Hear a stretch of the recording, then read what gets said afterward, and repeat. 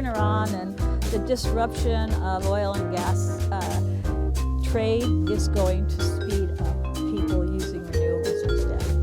We are a little bit taken off guard as Europeans from the rapidity of this change in the international context.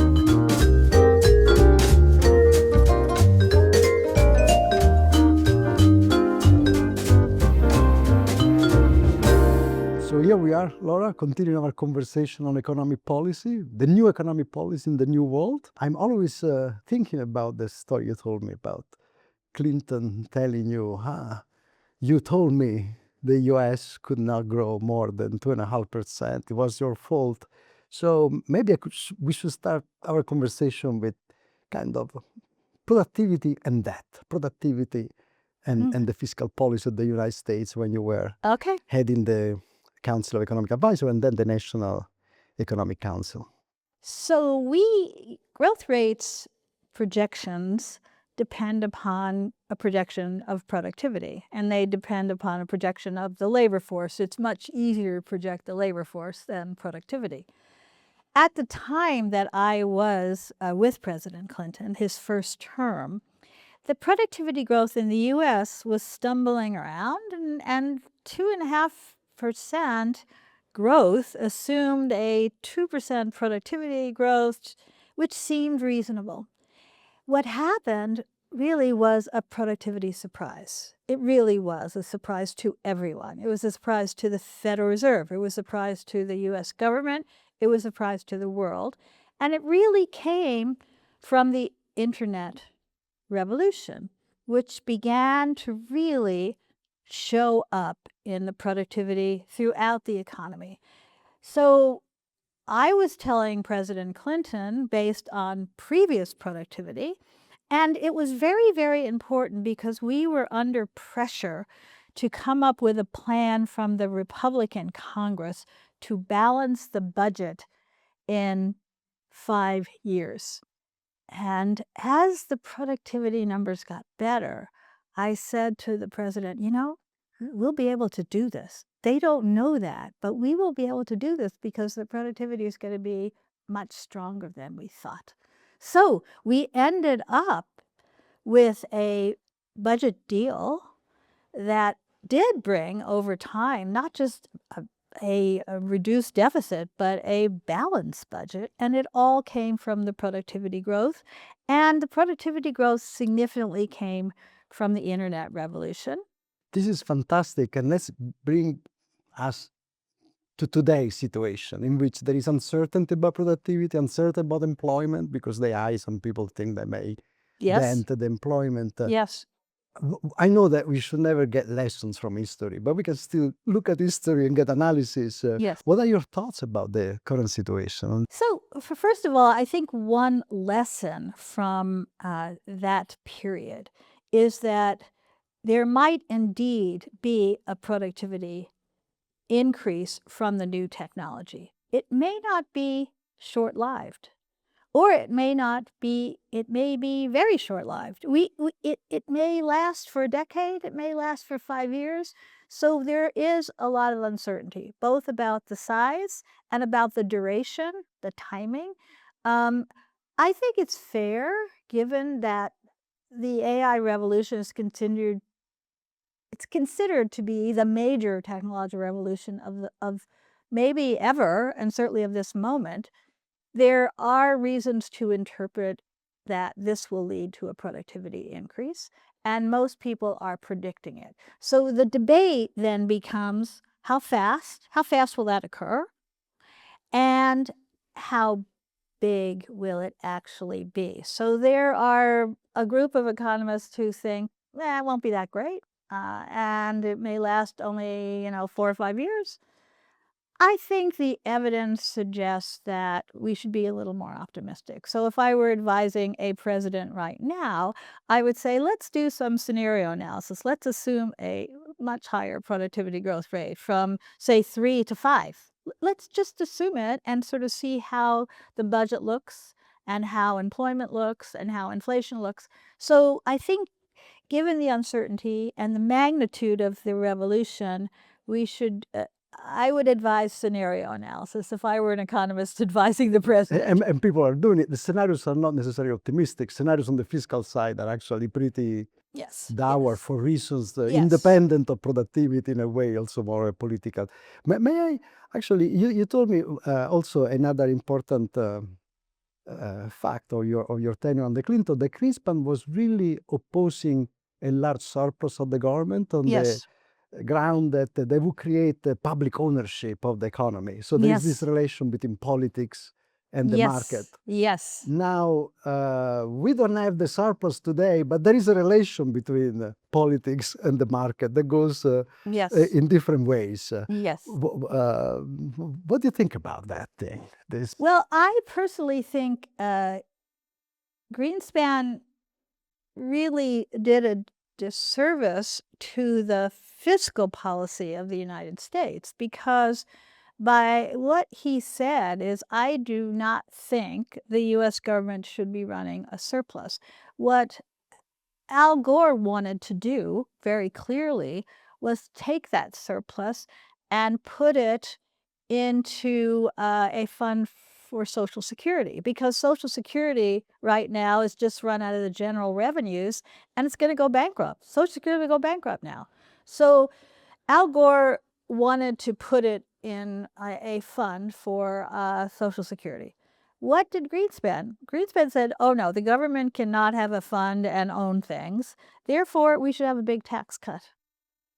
So instead, we had another tax cut. And essentially, what we have seen since that time is tax cut after tax cut, where trickle-down economics has been the theory, because it's always biased to the top. The cuts are always for the high-income earners, trickling down to employment, perhaps, but there's no evidence that that's the case.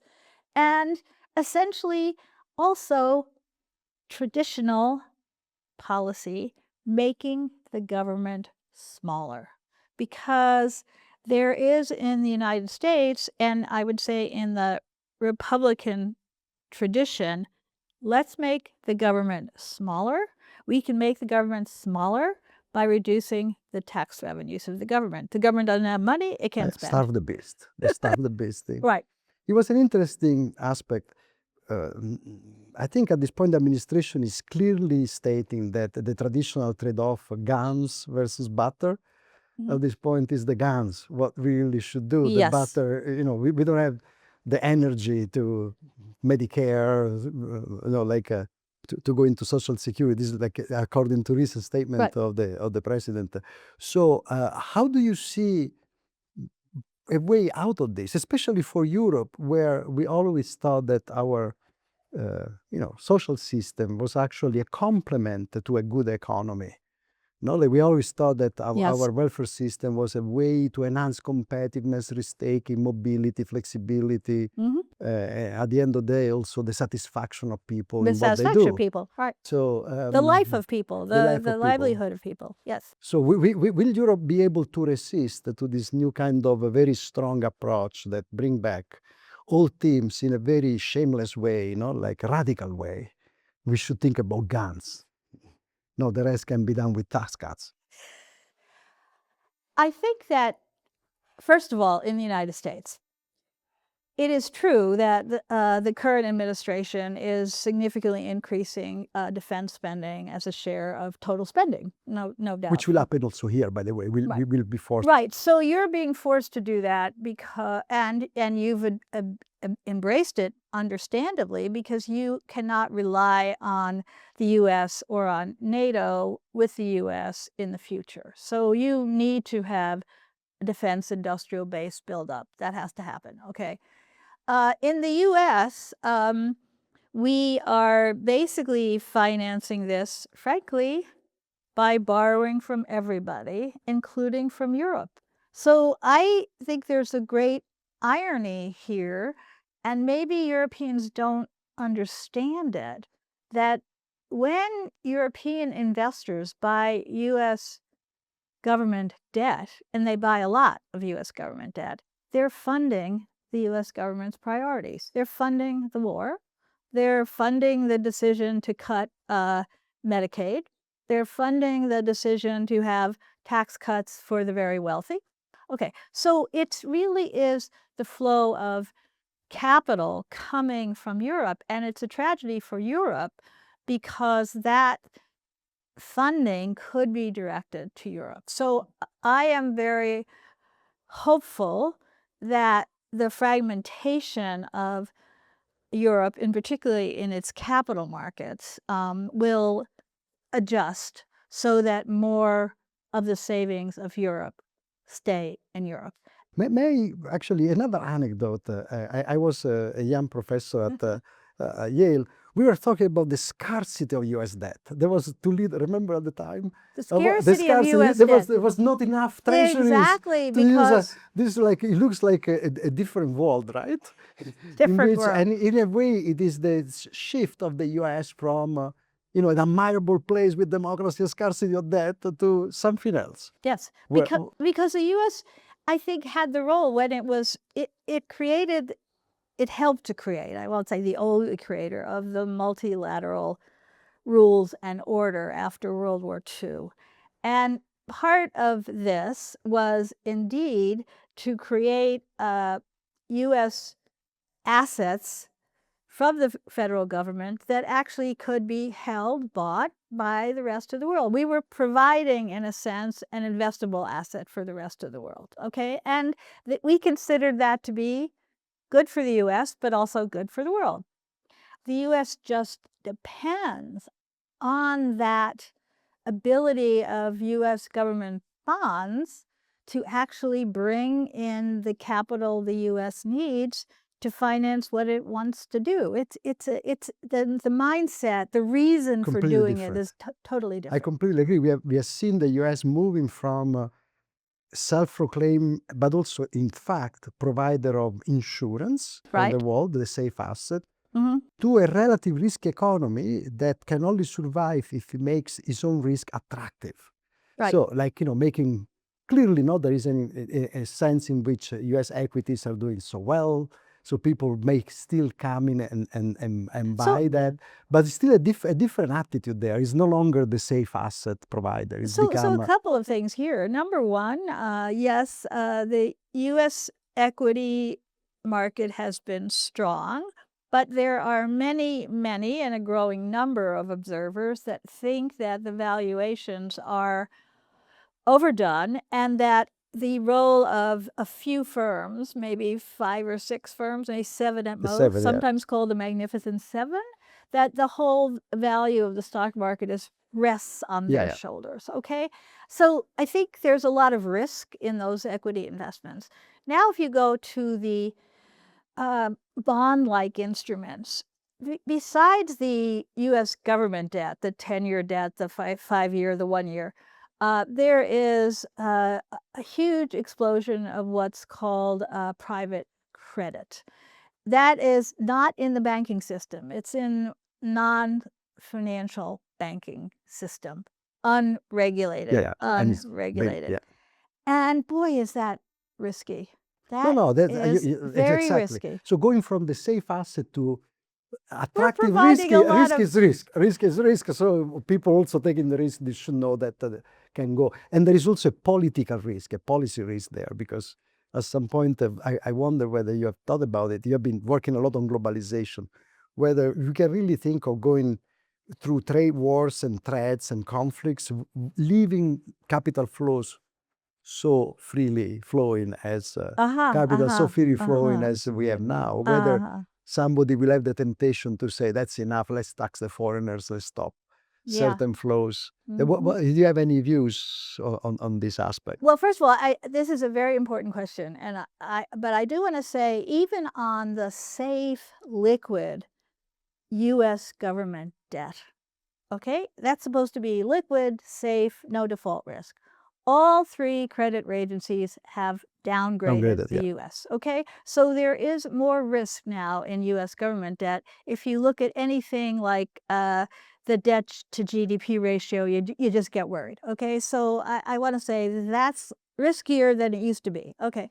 If we think about trade conflict and capital flows, I think the main way this shows up might be, first of all, the use of the dollar as a currency, because a growing share of global trade, non-denominated in dollars, makes the dollar less attractive as a Sure. safe Yeah, haven, okay. as a transaction currency. So that's true.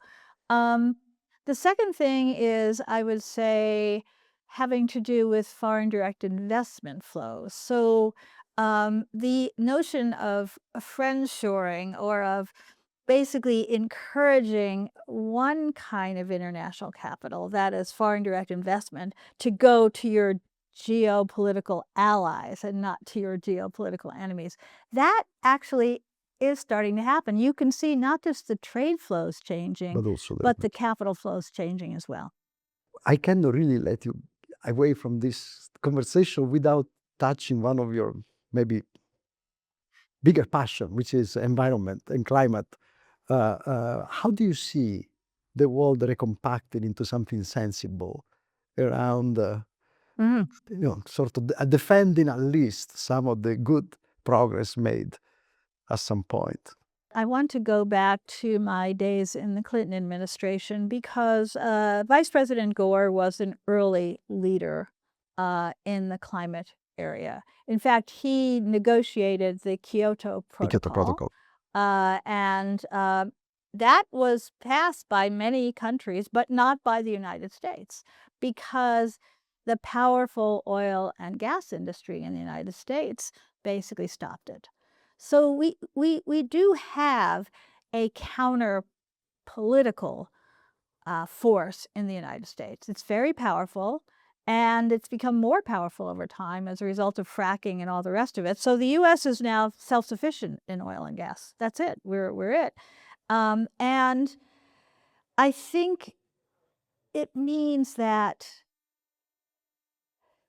the current federal government is absolutely, you can't even mention the term climate, I okay? know There are it's certain words you become, don't mention, okay? gender, climate, and But things. So I can imagine, it was not so long ago with President Biden, and I can see with a Democratic president in the future, that actually we go back to some pro-green, pro-environment friendly policies. We We're doing a lot in a lot of interesting new forms of energy. Hydrogen, we were doing a lot in trying to encourage electric vehicles. We were and doing many a lot. states are also Yeah. involved, like many at state level. Now, I was about to say, Yeah. and then there are the states, because California has been forever a leader in climate, okay? If you look at California's growth record, what is amazing about it is how it's outperformed all the other state economies using less of energy. Its energy intensity has gone down, not up. So essentially, there are states that are totally committed to this. And by the way, here's a wonderful irony. A lot of the investment in things like solar power, where is it occurring? It's occurring in Texas. Texas. Okay, Yes, Texas. the most Which, on paper the most adverse. right, a lot of President Biden's clean energy investments were going to red states, coal states, trying to reduce coal and bring in alternative energy. So I guess I would say I remain optimistic that the U.S. will return to a more sensible climate path. I remain in touch with Al Gore quite a lot. He continues to be optimistic. And one very simple source of his optimism is the following. Every form of energy that is renewable, the cost is going down. Wow. So basically, if you just do this as a business decision, you find around the world, that's what people are doing. No, not oil and gas. We're going to do renewables. And I think the situation now in Iran is actually going to speed that up. It's going to speed that up. The war in Iran and the disruption of oil and gas trade is going to speed up people using renewables instead. So you asked me about my thoughts about climate change and the environment and the move of the U.S. away from that. What is the commitment in Europe?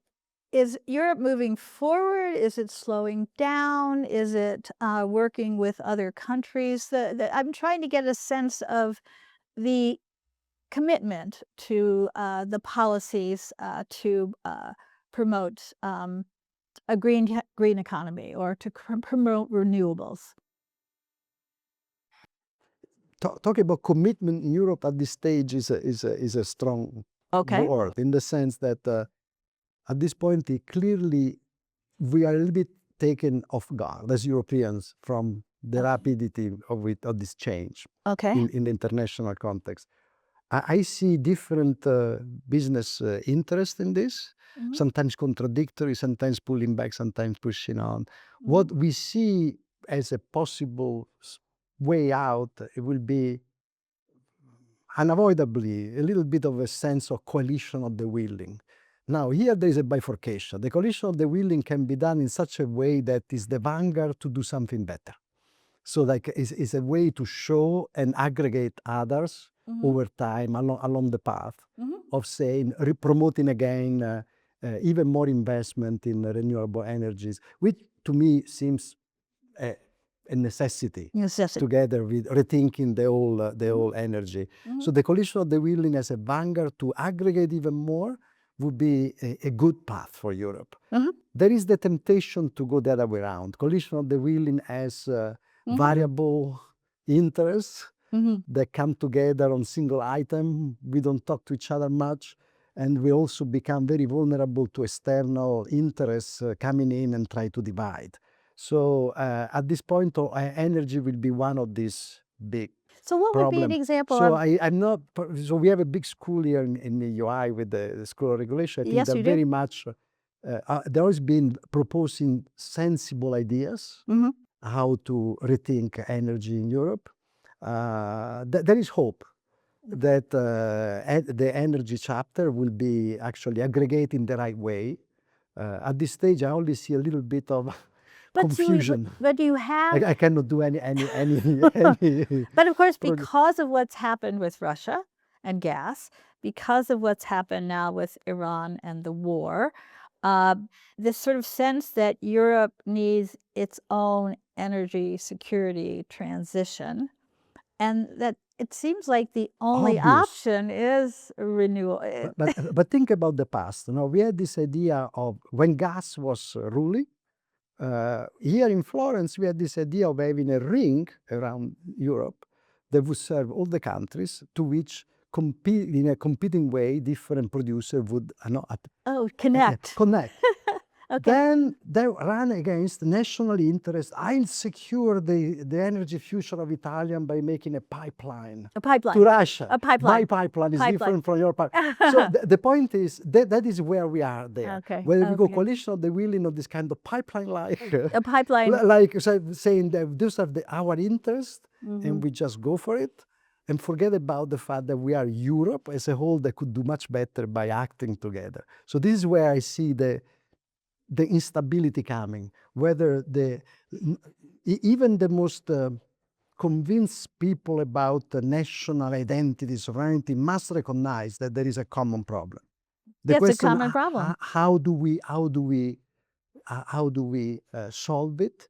Whether through little coalitions trying to get special interest, even the nuclear energy versus renewable can be played like that. Yes. In principle, could be played European, or could be played at a national level, or the French level. The French will build out the nuclear. Higher cost, less security. Less security, less security. This is something that stays in the realm of politics. But in a sense, what you're saying is it's an example of the world. I think the world actually is looking to the notion of a coalition of the willing on a number of issues, but you're also saying the problem within Europe is ultimately the willing itself may be fragmented. Exactly. It's That's the point. fragmented. This is the point. Yeah. There is no way around it, because we'll need to go by the constraint that we have with the current treaty. We'll need to have kind of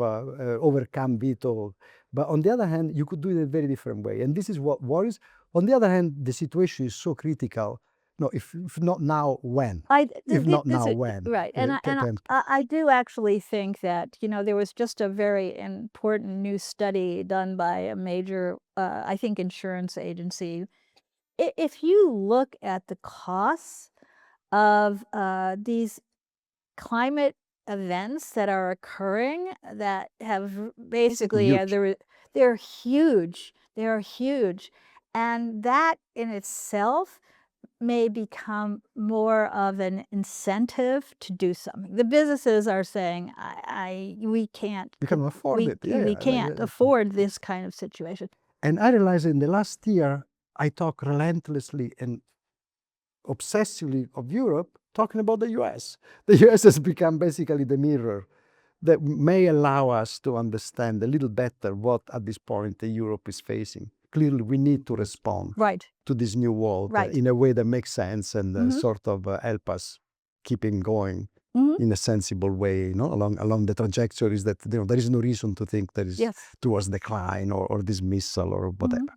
From the very beginning of the second term of Trump, I would say most economists in the United States, take, for example, Adam Posen and the whole Peterson Institute for International Economics, focus more and more on, okay, we are going to have a world in which Europe plays a major role in the international institutions, okay, whether it's the WTO, the IMF, the World Bank, okay. Europe's going to have to play a major role in global capital markets. What Europe should, not what should, but Europe should develop an investable asset that people can choose to buy instead of these U.S. government bonds. And also the timing is also associated with the Draghi report, which was very influential, which basically said, look, it is important to continue to try to bring down the fragmentation in Europe, whether it's a product market fragmentation, a service, or a financial market fragmentation. And I'm pleased to see, albeit slowly but surely, I think Europe is making progress, slowly but surely. Let me ask one other question about fragmentation and coalition of the willing, and that really goes to this notion of the savings and investment union. I think something that you also work on. So it seems so clear as an outsider. Okay, I don't want all of that European saving to go to finance the U.S. stock market and the U.S. federal government. I don't think that's a good investment. I want to have it invested in Europe. How do you free up or direct the savings that is substantial here to do that? I mean, my understanding is you have the problem of the pension funds are kind of locked in, and you don't have a asset like a U.S. government asset that is widely traded and liquid and risk-free. And I just think this is critically important, and I will wonder how you see progress in that area, if any. This is the core problem at this point. If you think of the US becoming more of a attractive risk, like all this equity idea that is attractive, and again, it's risk. So it's you risk. take the risk, you may lose. One thing we could do is basically to make Europe more attractive, and that at the margin can be done easily because we want just to integrate our markets. So there is a sense in which heterogeneity in Europe can be an asset, No, you can diversify. We have different sectors, Sure, different you regions. can. Yes. The fact that in some sectors we are lagging behind is an asset. We can be high return in investing, in certain areas in Europe. Yep. But to do that, clearly you need to have a place where there are not 28 codes, 28 administrative risk, administrative cost. You need to integrate. So this would be one simple step to take. And the idea of using Europe as a diversification opportunity. Heterogeneity is not a problem, it's an asset. That should be made clear, but you need to make investors able to. And the second big thing is economic policy. We need to have an economic policy that sort of create a much better environment for innovation. And this is the level we have is regulation, but it's also macroeconomic policy. The memory of the crisis in 2011, 2012 is still there. If I need to invest in Europe, and I know that Europe, when any shock comes, may implode in a downturn because economic policy cannot come up with a solution to a big crisis, the place is very risky for me to invest. So in a way, there is this kind of joint action on the scale of the market, integration of the market, and some kind of togetherness in running the place that ensure investors about the possibility of disaster risk and big crisis. I always say that there is a difference between heterogeneity and fragmentation. Heterogeneity is what we are. It's a nature. It's a plus, actually. You could say. Fragmentation is policy made. Right. When there is a shock and everybody starts to say, zero-sum game. My gains are so whatever it takes. Everybody I want to be Germany, so I don't want to be confused with Greece. So what I do, I cut the budget. Why do you cut the budget? Not because I need it, just because I want to be precautionary, to show myself as extreme rectitude guy, person. So this fragmentation problem is there, and I think is inherent in this big step that we are going to take. So the market must be scale up, scalable. There could be a friendly environment for investment, friendly environment for innovation, but there is also, of course, the social part of it. We need to sort of make sure that our welfare system is part of the game.